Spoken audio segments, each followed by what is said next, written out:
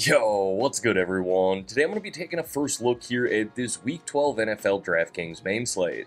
Let's dive right into it. And like I always do here in these videos, I'm going to go position by position, highlighting the plays that are sticking out to me early in the week, and then we'll wrap up this video by putting together a first look cash lineup and a first look tournament lineup. Now, I have construction going on outside of my house. It's absolutely driving me crazy right now. I've tried to turn down the mic on my recording setup here, so hopefully you guys don't hear it, but no guarantees. They are really loud here this morning. With that being said, let's dive into the quarterbacks, and I'm looking at Jaden Daniels at the top, and he was good his first game coming out of that rib injury. You can see here he got that rib injury against Carolina, 25 DraftKings points against Chicago the next game, but the following three games there, 19, 8, and 14 DraftKings points. We can see his rushing production has dropped as well.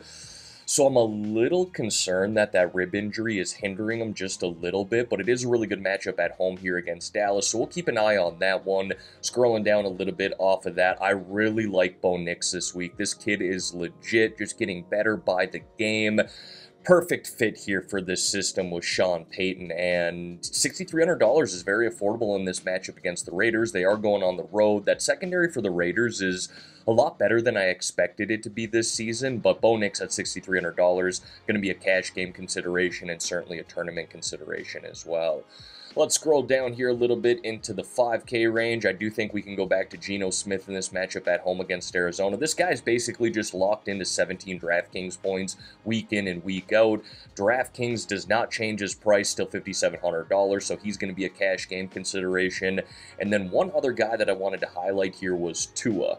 Now, I know he hasn't been fantastic either. He did have 23 DraftKings points last week, but the games before that, 8, 14, 17, and 10. Not ideal, but I do love this divisional matchup at home here, and I think he's going to be a good tournament play. Now, diving into the running backs here, and there's a handful that I want to discuss. Kind of got a tier 1 at the top with Devon Achane, Joe Mixon, and Christian McCaffrey. Now, if I had to just pick one of those guys out of that group, I would go with Joe Mixon. He has truly been fantastic. Probably the best season he's had in his NFL career with this Houston Texans team. He's heavily involved in the running game. You can see their 20-plus rushing attempts now in 5 straight games. Involved enough in the passing game as well outside of that game against the Jets, seeing close to 3-4 targets per game too. So at $8,000, he's my preferred tier 1 play at the running back position.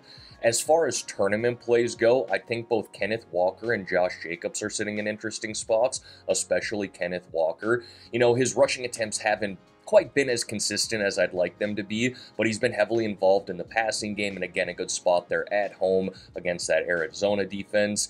On the other side of that game, though, I do like James Conner. Talk about someone who's getting a lot of opportunity, heavily involved in the running game, heavily involved in the passing game. Pretty much game script proof, whether they're winning or losing, Conner is going to be involved, so I like him as a cash game consideration this week, as well as a tournament play. And then in this low 6K range, upper 5K range, there's a handful of plays that are sticking out to me. I think they're in interesting spots this week. Tyrone Tracy here going up against the Bucks. I think he's in play. Ramondre Stevenson going against Miami in a game they're likely trailing, heavily involved in the passing game. I think he's going to be an interesting tournament play as well. And then this situation right now with the Kansas City Chiefs. Last night I was looking at this. I was like, oh, Kareem Hunt, $1,000 cheaper than week 11. But that's because Isaiah Pacheco is expected back here this week in this matchup against Carolina. Now, if I had to guess, probably a 50-50 split between these two throughout the remainder of the season. But I'm purely speculating. They could easily just kind of ease in Pacheco this week in this great matchup against Carolina, give him about 10 touches, let Kareem still get 15 to 20 touches. So an interesting spot for both of those guys, but I think we still need to consider Kareem here at $5,700 considering the matchup. And then two other spots that I want to highlight, same teams, not same games. Brian Robinson Jr., Austin Eckler going up against Dallas. Both those guys sitting in a really good spot. And then both these Buccaneers running backs as well with Rachaad White and Bucky Irving. Against the Giants, I don't mind that either. Now, let me just show you the numbers here. You can see he's getting close to about 10 rushing attempts per game, but heavily involved in the passing game. And then with Bucky Irving, the numbers have been there as well. They're trying to get the ball in these guys' hands as much as possible. Rushing attempts have been there. Again, heavily involved in the passing game. So again, we're talking about 50-50 splits between both of these teams here in the Commanders and the Tampa Bay Buccaneers. But considering the matchups, the pricing, maybe tournament considerations? Now folks, before we dive into the wide receiver plays here, if you could like this video and subscribe to the channel, I would greatly appreciate that. It's completely free to do, and we're trying to build this community here at Sly Dog Sports, so again, if you could sub today, I would really appreciate it. Alright, now diving into these wide receiver plays here, looking at the top, Amon-Ra St. Brown is kind of in a tier of his own in my opinion. Great matchup here against Indianapolis, 11 targets last week, really kind of broke the slate with Taysom Hill, 41 DraftKings points. I think he's a cash game consideration, for sure a tournament consideration, $8,300. He could be priced even higher, so I think he's kind of in a tier of his own. Justin Jefferson would normally be in that tier, but I do not like the matchup on the road here against Chicago. The next tier that I got is that Nico Collins and Malik Neighbors. Now, we got a quarterback change coming to the Giants this week. We're going to get Tommy DeVito. Don't really know what the volume's going to look like for Neighbors with him under center, but I can't imagine it's going to change all that much in a game they're likely trailing against a pretty bad secondary for the Tampa Bay Buccaneers. I think Nico Collins is a solid tournament play as well. And then I'm going to keep going back to the well here with Tyreek Hill. I know he hasn't had that big explosive game here, especially as of late, but boy, I truly believe it's coming sooner than later. So at $7,200, he's going to be a tournament consideration with me. Love stacking him up with Tua. Let's scroll down a little bit off of that. I think both of these wide receivers here for Seattle, DK Metcalf and Jackson Smith and Jigba, are going to be in play. We know the volume is going to be there for DK. We know he's got that big play explosiveness, but I love the volume that JSN's been getting here as of late too. You can see in his last two games, 11 and 13 targets, and even prior to that, seeing 6+ per game, but really like these DraftKings numbers, 25 and 40 DraftKings points in his last two games, really starting to come on in his sophomore season. And then getting down here into the 5K range, there's a couple value plays that I like. First being Cortland Sutton. 8, 9, 10, and 11 targets in his last 4 games. Clearly the #1 pass catcher in this offense. And I talked about how much I like Bo Nix earlier. So at $5,800, I will be going back to the well with Sutton. And I also think Juwan Jennings needs to be considering cash this week. 11 targets in back-to-back games. He's clearly taken over as the #2 wide receiver with Brandon Ayuk on the shelf right now. Now, George Kittle did miss last week as well, kind of leading to more targets going towards Jennings. But assuming that Kittle does not play here this week, I'm really going to like Jennings. And even if Kittle does play, I think we'll still be talking about Juwan here. So at $5,600, I do like that price. And then let's get into some more value here. We're going to scroll down into the 4K range and even into the 3K range a little bit. And the first one I want to talk about here is McMillan of the Buccaneers. 8 and 7 targets in his last 2 games. Now, Mike Evans is expected back here this week, but I believe McMillan will still be the #2 pass catcher. #2 wide receiver, rather. Cade Otton is that #2 pass catcher. And at $4,000 here, if I'm looking for some value, man, 7 and 8 targets in his last 2 games. Really do like that. So we'll keep an eye on that. Obviously, he's been battling a hamstring injury a little bit, but I believe he is healthy heading into this game, coming off of their bye. And then the other one that I wanted to highlight here was Devon Vele. I believe I'm pronouncing that right. 3 targets in 3 of his last 5 games, 4 and 5 in his last 2 games, 10 and 13 DraftKings points. Again, not bad volume for a guy priced in the 3K range. And then one more guy that I wanted to highlight. He just gets 6 targets every game. You can see here in his last 4. Kayshon Boutte, 6 in his last 4 games. Not great DraftKings numbers by any means, but again, if we're talking about volume for a guy priced in the 3K range, I don't mind it. And then we got the tight ends here, and look, you could probably spend up with Cade Otton and above in your tournament lineups this week. Really don't foresee myself spending up in my cash lineup, but tournaments, you guys know I'm always willing to spend up at this position. It allows us to get unique. You could go a 2 tight end build in your tournament lineups as well, but overall, Cade Otton, McBride, Kelsey, Kittle, and Bowers, they're always going to be tournament considerations. What I really like here this week is this 4K range. I'm just going to move Ferguson out of there because I don't love the quarterback situation for Dallas right now. But I think that Jonnu Smith, TJ Hawkinson, and Sam Laporta are all really interesting tournament plays here in the low 4K range. You might even be able to consider Smith here as a cash game play, but really like them as tournament considerations. Even Hunter Henry here with Drake May under center, the volume continues to go his way. He's more of a cash game play in my opinion, but no reason to think that we can't play him in tournaments. Zach Ertz as well. I know he's just $200 cheaper off of Henry, and I would prefer Henry there. But again, he's been solid. We can look at his numbers there. 14 plus DraftKings points now in 3 of his last 5. Don't mind that for a guy priced at $3,800.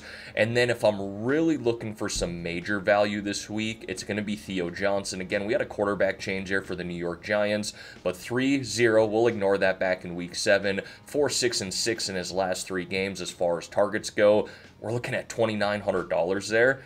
That's the punt value play of the week. And then wrapping up the positional plays here with the defenses. If I can spend up for Minnesota this week going on the road against Caleb Williams, I do want to do that. This Vikings defense is one of the best in the NFL. They're going to create pressure here against that offensive line for Chicago and likely get quite a few sacks in this game. So at $3,400, I think the Vikings are underpriced there. I like the Broncos here at $3,200 as well. Really legit defense going on the road against a bad Raiders offense. And then if I'm looking to save money, it's Chicago here. They're at home. This is a good defense. Minnesota looked fine last week against Tennessee. The week before that did not look good against Jacksonville. So we know these divisional games can be really tight. The Bears are going to get up for this game for sure. So at $2,500, they're the cheap value play when it comes to defense this week. All right, now we're going to put together that first look cash lineup, but as always, everyone, just want to remind you and highly recommend joining my Discord channel. We now have over 840 people in there.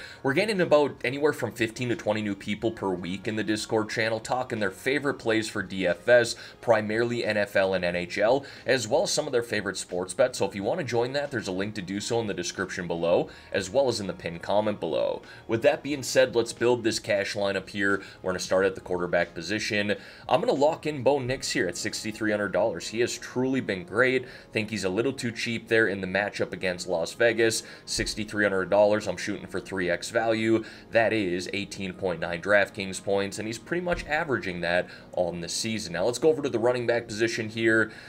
I'm going to put in Joe Mixon. This guy's been too good to ignore no matter the matchup. And then I'm going to go in James Conner as my second running back. I know it gets expensive right off the bat, but I do like some of the value at the wide receiver position this week. But with that being said, let's try and jam in Amon-Ra.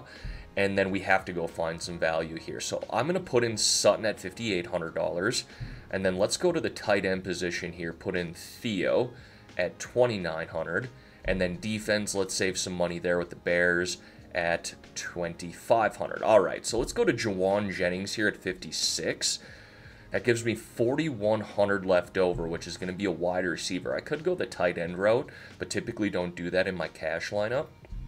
So I'm kind of looking at McMillan here, Vele, kind of that low 4K range, mid 3K range if I want to fit in a last piece.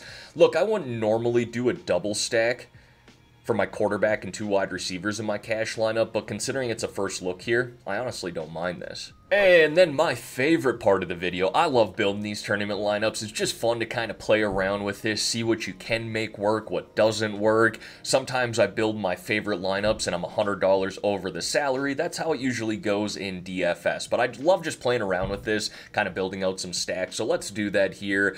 Let's do a little Geno stack. I really like those wide receivers and JSN and DK Metcalf this week. So let's stack up Geno with both of those guys. I just like the pricing as well, $6,300 and $6,600 for your top 2 pass catchers. And let's run it back there with James Conner as well at $6,500. All right, so doing a little game stack there between Seattle and Arizona to kick things off. Let's do a little mini game stack here as well in this game between Miami and New England. Now, I could go with Hunter Henry and save some money here at the tight end position, but I think I got enough money here to go to Ramondre. So I'm going to put him in.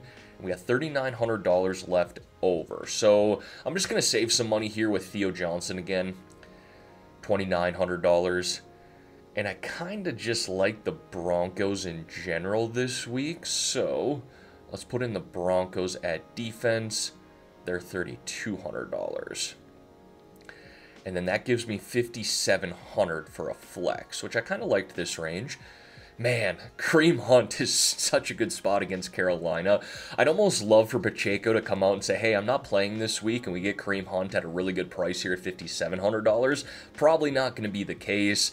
You know, talked about Washington's running backs here, maybe even Tampa's. But I'm going to put in Calvin Ridley He's been the #1 pass catcher with D-Hop leaving, going to Kansas City. 9, 15, 8, 9, and 6 targets in his last 5 games. So for a tournament play, I certainly don't mind that. I could go with Juwan Jennings again, but just for the hell of it, let's put in Ridley there to wrap things up. Alright everyone, that is going to wrap up this video here for today. As always, thank y'all for taking the time out of your day to watch the content here on this channel. If you could like this video and subscribe to the channel, I would greatly appreciate that.